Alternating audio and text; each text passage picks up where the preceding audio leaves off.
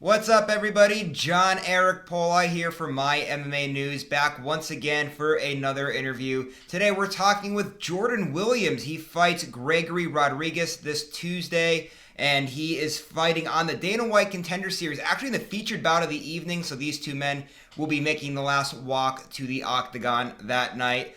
Jordan, we're talking on a Saturday night here, at least Saturday night on the East Coast here where I'm at in Pennsylvania. This will probably be airing just a few hours, literally a few hours before your fight. Just tell everybody how you're feeling, though. Less than now we're recording this, probably about 72 hours till your fight. How you feeling that many hours out? Any nerves coming in, or are you calm, cool, and collective? We're walking into the more calm, cool, collective stage, John. It's like the nervousness is the feeling that I feel as soon as like I sign the contract for my bout, and when I start studying my opponent. But as we get closer into that 72-hour window, man, it's more like every step I make closer to that cage, a little bit of fear leaves and a more readiness enters. Yeah, man, you're gonna have obviously tough task there, main event slot there against Gregory Rodriguez. Tell us about Gregory and what you see in him as an opponent from what you've studied on him for this upcoming fight. He's tough, tall, looks like he's on roids, like that type of strength, and he looks like he's got a hard head, a lot of good, qualities or that you need to be in a fight. So it's looking that's what I see out of him. I see he's a grappling background. He's got like 4 submission finishes. He's got heavy pressure against the cage. I feel like my wrestling is more technical, and it's gonna be a dog fight. When I'm watching him, he has a nice 1-2. He leaves his chin up. I'm gonna be looking for that overhand left, baby. I'm trying to sleep him. Obviously I'm gonna be setting it up and setting up with different combos and level changes. But I feel like he's gonna try to put the pressure on me, especially when I start tagging him up with my clean striking, and then it's gonna be like a barn burner. That's what I've taken out of the film when I study him, is that this guy likes to bring the pressure, and he's good at it. I just feel like my skills are good enough to avert that. And I wanted you to talk a little bit about your camp for this fight, because we've seen guys in the Contender Series have as little as 7 days. We've seen as many as people had a month or two notice to get prepared for it. How exactly was your training camp for this fight? Well, it was well for this fight in particular. It was on a 13-day notice. That's when this training camp started. But I was supposed to fight Jordan Wright October 6th. So I was in camp before then. That fight was supposed to happen 3 weeks later, but I was supposed to fight August 11th. I blew out my knee, had a bad knee injury. It actually broke. So I'm not gonna say which one, but just dealt with that. And then I had to pull out of the fight, and then really an MRI and see if there's any. The doctor, the surgeon was saying that he thought there was some major tears. So we got cleared by the MRI, no major tears. There was just that avulsion fracture.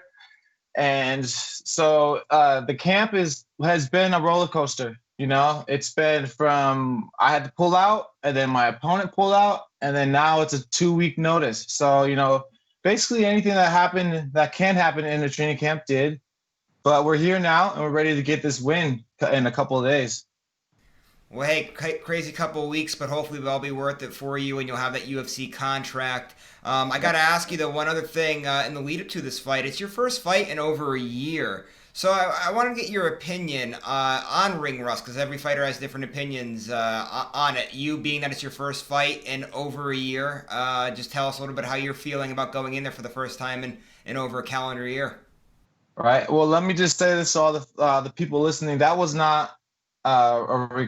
that was not on my end for it being over a year. I had multiple fights lined up after my last fight on the Contender Series last year against Ramazan. I actually had a world title fight lined up that I was supposed to go up to Canada. That guy ended up dropping out of the fight. And then 3 weeks or so, then my management scrambled up. They found another fighter against Anthony Adams. He fought on the Contender Series a couple weeks ago and lost. They offered me the fight on a 2-week notice to fight him in Denver, in his hometown, on 2-week notice. I was going to go up in the elevation and just bring it to him, but him and his camp didn't accept to the fight. They just said no. And then also I had an LFA fight lined up against Kyle Stewart, and that fell through because of COVID. And then with what's happening with these fights, so the ring rust has definitely been spray painted on by other elements than myself. So I really don't feel like mentally the ring rust is there because I've been really ready to jump in the cage like 5 or 6 times in this year alone. And so I've mentally prepping for that aspect and actually training hard in the training camp, but just when it came to finally pulling the trigger and getting into the cage, for some reason I fell through. So that's a little bit of the definition of the ring rust that I'm experiencing. Yeah, no, I understand that too. So you're staying busy and things aren't on your end. I want to talk a little bit about something that you briefly brought up there, and that was you were on the Contender Series last summer. Were you also on it in 2018 as well? Is this going to be your third time on the Contender Series? This will be my third time on the Contender Series. The first time was a 5-day notice against Tim Karen, and I won, but I just didn't impress Dana. And then, yeah, like you said, last year was against Ramazan. Dana White and most of the world agreed that I won that fight, but for some reason the judges didn't, and so that's why I'm back here a third time. So, what did you take away then from your two experiences on the Contender Series? You gotta do a lot. You gotta do a lot. You can't look like you're just there to skate by and just barely get the win, man. I TKO'd the guy the first fight on a 5-day notice in the third round, and it didn't get Dana impressed, So that's what I took away from that. But I didn't mainly wrestle that fight. I took him down because my cardio. It was a 5-day notice, and I was trying to wear him down to get him to feel like how I was feeling, which ended up working in my favor. But it wasn't the prettiest fight. The second fight, I'm like, you know what? Against Ramazan, let's put on a show. Let's bang. We stayed in the center. We traded the whole damn fight, and that's the type of stuff that he's looking for. That's what I learned. Now, also from that last fight, I learned that I did keep my back on the cage a little bit too much, and I need to circle more. I took a little bit of unnecessary damage while I was dishing out my own. So we're gonna look at a little bit more side movement, a little bit more, just precision in my attacks and my movement against theirs. And one thing that's interesting with the Contender Series too, obviously you were saying there you have to impress Dana White in order to get that contract. Well, the last 2 weeks especially, Dana's been looking for the finishes. The last 2 weeks he hasn't given contracts out to anybody that went to a decision. Do you feel extra pressure that you need to go out there and get a finish whenever you're on the Contender Series because that's what Dana White wants to see? Nah. I mean, I don't feel pressure for trying to get the finish. I go for it anyway. I got the heavy hands, so I try to use them. It's just what Dana said last time. He's like, he already said, and I'm quoting him. He's like, Jordan has everything it takes to be in the UFC. He's got heart, he's got wit, he's tough. Took a flying knee, didn't even flinch. I got chin, and I'm just a tough motherfucker. So, and that's coming from him. So, and he said that he said I already have everything to deserve to be in the UFC. Now, my management and we have actually been coming across a couple of hurdles because the matchmaker and they wanted to pull me up into the UFC for some short replacement fights, but they couldn't because there's this whole controversy of that last result of my last fight, of people thinking that I on paper it says I lost. So they've talked to my management about bringing me up, but they just couldn't because I don't have that win. Now, if I get that win, if I impress Dana, or if I don't even impress Dana and he for some reason lied and take back what he said before and says, you know what, he needs to finish, which, that would be him taking back on his own word than what he said before. I feel like I just need to win.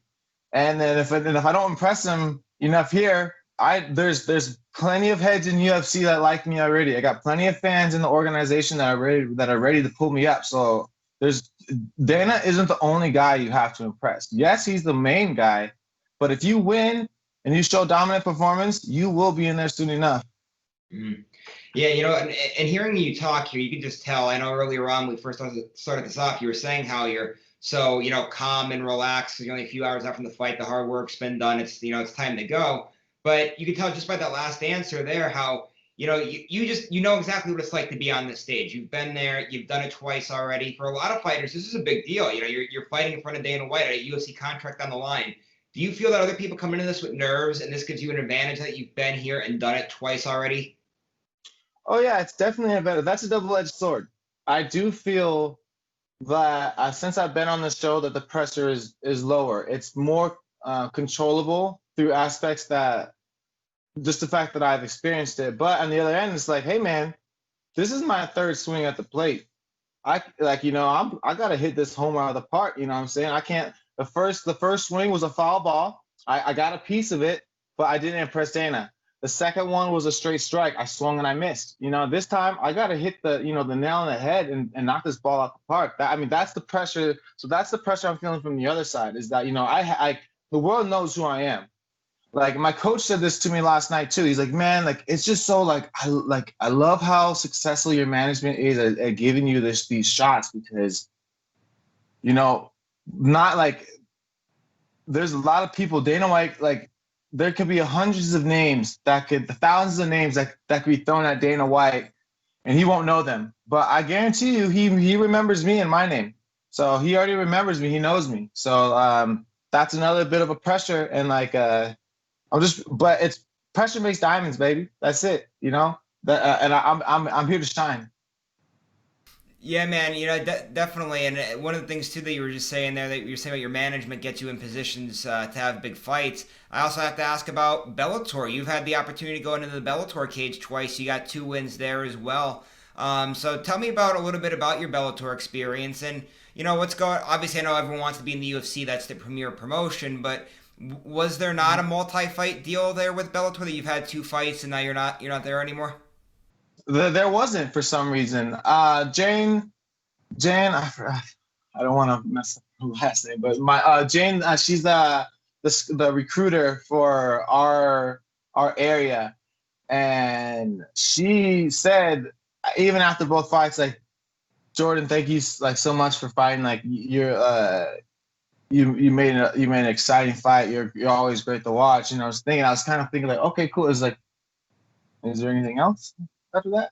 Nothing. I knocked out the first guy, second round, and then I come back and the second time on the show I knock out the guy in a third round finish, and just it was just an all out. It was just a nice back and forth war, and then I came back and I started to put it on later on in the fight, and I was finding his number, and I felt like I did really good those shows. I gave them what they wanted. I got both of those fights were standing finishes. I clipped him on the feet both times, and I got the stop via striking, and like basically that's what a lot of the world wants to see. You only want to see a ground finish if it's a crazy submission or some brutal ground and pound. So I felt like I did everything I needed to do, but still at the end of the day there wasn't that multi-deal fight contract. So I just don't think they were really that impressed, or maybe my managers were we're telling them, hang on, we only want these free agent contracts. We want to do a single free agent fight contract so that they might be keeping me for the UFC eye. So I don't know if that's something that my managers were saying to them, or it was just Bellator that said they weren't interested in me. Well, you know what? Hopefully, we won't have to worry about whether there's going to be multi-fight deals with Bellator or where you go next from here. Hopefully, after your fight on Tuesday, it's a UFC contract that's next for you. So I just want you to go ahead, tell the world how you see yourself getting it done and what it's going to mean to you personally to finally get a UFC contract if you get the win. John, I'm gonna go in there. I'm gonna put him all, and I'm gonna go get this knockout. He's got a hard head. He's got a thick button to press to knock out, but you know what? I'm gonna push it down. I'm gonna make sure it stays stuck down. Like that's my goal. That's my motive, and that's my aim. I'm coming in there, and I'm looking for the knockout. And that's what I feel like I'm gonna do when I get this contract, man. Who knows? I might. It's been so long. I always made fun of the people who cry and stuff, but shit, it's gonna be a big moment for me, and who knows what emotions that is gonna come out of me that night because it hasn't happened yet. And I have thought of the emotions that will come out, after this will be the third year now. So my guess is as good as anyone's on how I'm gonna feel. Let's just hope that whatever emotion comes out that I can, that I can just embrace it because and whatever emotion that comes out, I deserve. I feel like I deserve. All right, Jordan, last thing for you here, man. Your social media management sponsors, anything like that, before you get running for your big fight that you have coming up here, go ahead and you can plug those now if you'd like. First off, I want to give a big shout out to my head coach, Dave Terrell, and my head boxing coach, my boxing coach, Jerry Herrera. You guys, I can't thank you enough for everything you've done for me this training camp. Dominic Waters, he's my corner this time. He's been a great sparring partner for me. He's a UFC veteran. Adam Wamsley, you guys have made this training camp successful for me, and the feelings I have of readiness are all because of you guys. Now, I also want to give a big shout out to my sponsors, Precision Farm Services. They are an agricultural harvesting company up in Northern California for like, grapes and vineyards and all that stuff. If you are in need of workers, they're like the middleman. They have a whole bunch of workers that'll help you get that harvest on time and when your product is ready. And also Julian Solano Realty. Thank you so much, man. He's a realtor in Sonoma County, rated one of the best there, and he's been just a very supportive friend and believer in me and my career. I thank those guys. I also want to thank my gym, NorCal Fighting Alliance, my beautiful fiance. Thank you for sticking with my crazy ass. And again, my management. I want to thank my management: Jason House, Jamie Lachow, Ed Camp, Lance Pod, Jacob Parga. Everyone in my management has just been doing a really well job of making me feel welcome in this sport. There you have it, folks. Best of luck to Jordan on Tuesday night as he goes for that pursuit of finally getting a UFC contract. And as always, before we head out here, I always want to remind everybody, go ahead, hit the subscribe button here so you can see all my interviews that I have coming up here for My MMA News. And if you haven't went to the My MMA News Facebook, Instagram, Twitter accounts, make sure that you go there, give those likes and follows so this way you can see all the great content that we're putting out right here at My MMA News. We'll see you later, everybody.